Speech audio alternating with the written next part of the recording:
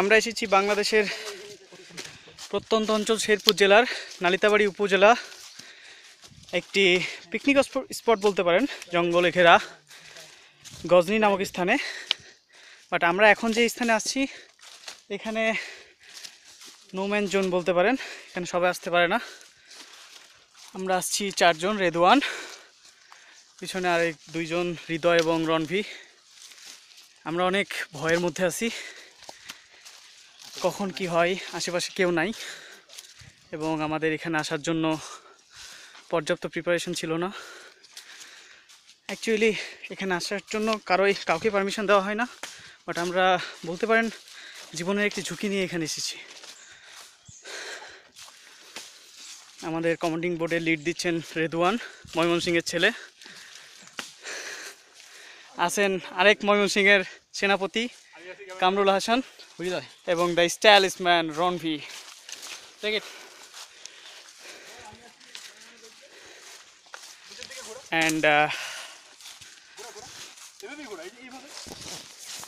And this is Nahid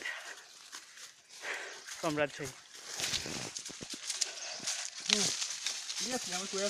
This is seriously amazing place for the traveler who wants to conquer something, who want to explore something. Actually আমরা কোথায় যাচ্ছি এটা আমরা নিজেও জানি না। যারা দেখছেন তারা হয়তো বা এখানে আসবেন। এখানে ঢাকা থেকে বাস যোগে শেরপুর থেকে সিএনজি যোগে নালিতাবাড়ি এবং নালিতাবাড়ি থেকে অটোরিকশা, সিএনজি, যেভাবেই হোক গজনী নামক স্থানে চলে আসবেন। এখান থেকে পিকনিক স্পট পার হয়ে ভিতরে প্রত্যন্ত অঞ্চলে বনভূমির মধ্যে নিজেকে যদি হারিয়ে ফেলতে চান তাহলে এখানে আসতে পারেন। কিছু সময়ের জন্য থাকবে ছিনতাইকারীর ভয়, হাতির ভয়, বুনো বাঘ, বুনো নেকড়ে।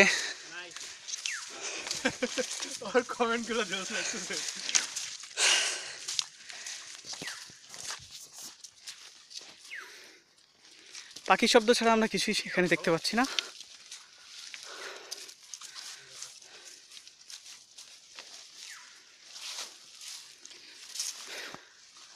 আমরা অনেকটা টায়ার্ড। আমরা অনেকগুলো টিলা পার হয়ে এসেছি ঘন জঙ্গলের মধ্য দিয়ে। প্রত্যেকের হাতে রয়েছে লাঠি, নিজেকে বিভিন্ন রকম আক্রমণ থেকে প্রতিরক্ষা করার জন্য। জানি না কি হবে, যদি বেঁচে থাকি আপনাদের মধ্যে আবার ফিরে আসবো। আর pray for us.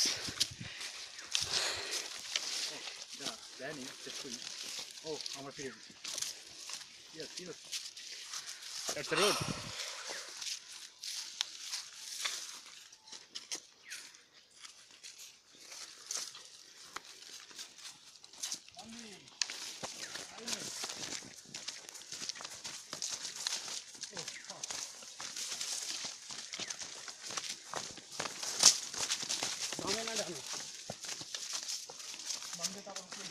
ইয়েস, আমরা একজন মানুষের দেখা পেয়েছি।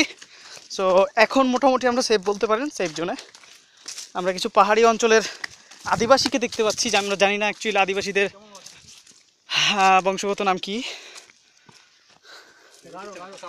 আমরা চাচ্ছিলাম আরও কিছুক্ষণ বনভূমিতে থাকতে। আপনারা যদি কেউ বনভূমির মাঝে নিজেকে হারিয়ে ফেলতে চান তাহলে আসতে পারেন ঢাকা থেকে 200 টাকা ভাড়া যোগে বাস যোগে শেরপুর, এবং শেরপুর থেকে সিএনজি যোগে নালিতাবাড়ি, এবং সেখান থেকে সিএনজি অথবা অটোরিকশা নিয়ে গজনী নামক স্থানে পিকনিক স্পট এবং অভয়ারণ্য বনভূমি।